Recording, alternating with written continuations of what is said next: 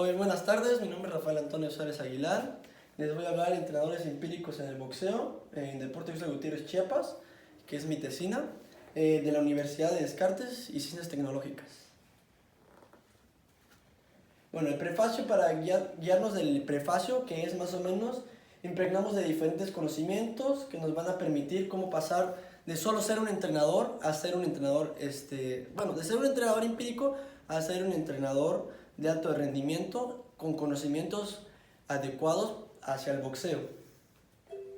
Bien, en el capítulo 1 hablamos sobre los entrenadores empíricos del boxeo, del Indeporte de Tuxtla Gutiérrez, Chiapas, que es el planteamiento del problema, o sea, cómo se va planteando el problema de los entrenadores empíricos, ¿no?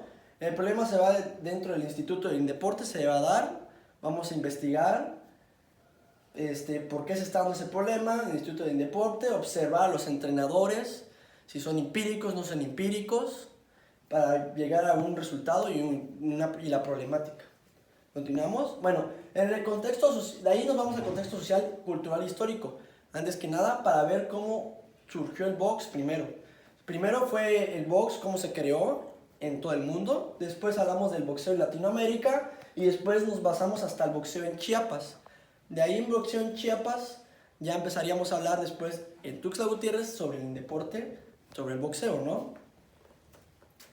Justificación dentro del boxeo está dado en Chiapas, más específicamente como muestra de la ciudad de Tuxtla Gutiérrez, o sea, está la muestra que es la ciudad de Tuxtla Gutiérrez del deporte. Hemos puesto nuestros ojos en la problemática, que son entrenadores empíricos, y cómo solucionar este problema en base a esto que estamos trabajando. Seguimos. El objetivo general es analizar, enfocar la preparación de los entrenadores para mejorar el desempeño de los entrenadores. Ese es el objetivo general. De ahí nos vamos a objetivo específico, que son detallar números determinados de carga de materia y planteadas mediante la institución, llevar el vacío en conocimientos teóricos, prácticos como alumnos para poder transmitirlos, o sea, como entrenador poder transmitir todo el conocimiento correcto, adecuado. Identificar que un entrenador empírico pueda llegar a ser más eficiente con una preparación previa para motivar al atleta, al deportista, y tener una preparación adecuada. Continuamos. De ahí seguimos en el capítulo 2, marco teórico, tema central, estado del arte. Esto habla más que nada de los entrenadores empíricos en algún lado donde están trabajando con entrenadores empíricos, porque hay entrenadores empíricos. Dice, la evaluación de la enseñanza del deporte en todos sus niveles ha dejado de lado desde hace algunos años. A la fecha, la improvisación empírica de los entrenadores es más hoy en día porque se enfoca más en la tecnología. Ya no es tanto de voy a tener conocimientos adecuados para poder enseñar. Bien, seguimos. En el marco conceptual hablamos sobre los tipos de liderazgo coercitivo o autoritario, liderazgo democrático, liderazgo afirmativo, liderazgo visionario, orientativo, liderazgo timonel y liderazgo coach. Esos son los liderazgos que hablamos en marco conceptual. De ahí nos seguimos a tipos. En tipos hablamos de entrenadores, tipos de entrenadores, como lo decimos: entrenador autoritario, entrenador democrático, entrenador delegativo. De ahí nos vamos a teorías existenciales. Las teorías existenciales son teorías sobre algunos entrenadores empíricos en la vida real. Sobre Sánchez, más o menos aquí hay una referencia, dice Sánchez, previamente entrenador de kickboxing, boxeo profesional. Se permitió centrarse en una construcción, en la construcción, después se concentró en dar clases de boxeo. Obviamente él no tenía un título, como él lo dice, profesional sobre boxeo, pero era un boxeador y empezó a ser boxeador y llegó a entrenar campeones. Temas y casos específicos, hablamos sobre los entrenadores que también han sido entrenadores que no tienen un título, pero han logrado ser boxeadores o han tenido una carrera de boxeadores, y en eso, pues, después de tener una carrera o cierto tiempo de boxeo, se han convertido en entrenadores, aunque no con un título. Capítulo 3, marco metodológico, metodología mixta, es como trabajamos. Dice, la problemática de entrenadores en el boxeo empírico en la ciudad de Tuxtla Gutiérrez, Chiapas. Dedicamos implementar metodología cuantitativa como la metodología cualitativa para recabar toda la información. Es la metodología que utilizamos.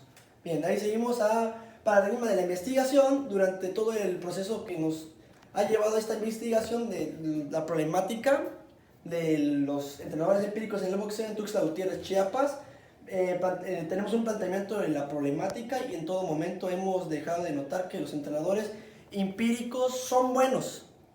No del todo son buenos, pero les falta un poco y les falta conocimientos, pero podrían mejorar, tanto niños, adultos como demás. La población y muestra, pues es nuestra población en general de la ciudad de Tuxtla Gutiérrez, Chiapas, que se enfoca en el Indeporte, no todo Chiapas, sino en el Indeporte, que son 6 maestros, entrenadores de boxeo, que nos enfocamos en nuestra población y muestra, que le hicimos una encuesta que más adelante les voy a explicar. Seguimos. Técnicas e instrumentos de recolección de datos, es como les decía. Para la recolección de datos empleamos 6 encuestas que eran preguntas cerradas, tanto a los atletas como a los entrenadores, que eran 6 entrenadores y 5 atletas, para mejorar la recolección de datos. El capítulo 4, aspectos administrativos, que es el Instituto de Investigación y sus condiciones viables. Ok, el Indeporte tiene sus condiciones viables para llevar a cabo la disciplina del boxeo, que es el Indeporte. Y aparte de eso hablaremos de las áreas del Instituto del Indeporte, que son las áreas que están divididas cada parte. De ahí, roles de actos impresos de la problemática son organigrama sobre el Indeporte. Sobre el organigrama, cómo está completado, empieza del más alto al más chico, podría decirse, de la presidenta del Indeporte y todo cómo se va organizando. Bien, seguimos. En el capítulo 5, análisis, resultados de interpretación, de la recopilación de información. De acuerdo con los datos recopilados, la población y de la muestra llegamos a la conclusión de que los entrenadores de boxeo imparten entrenamiento de Instituto de Indeporte una formación adecuada. O sea, tienen una formación adecuada, pero hay que mejorar eso para no tener un entrenador empírico, ¿no? Las propuestas que pusimos son propuestas para mejorar esto y poder tener resultados palpables y no tener entrenadores empíricos. Aquí hablamos proponer que haya un filtro para encontrar, a la hora de tener un entrenador empírico, pues tenga un papel que pueda certificarlo y decir no es un entrenador empírico, ¿no? Sobre el boxeo.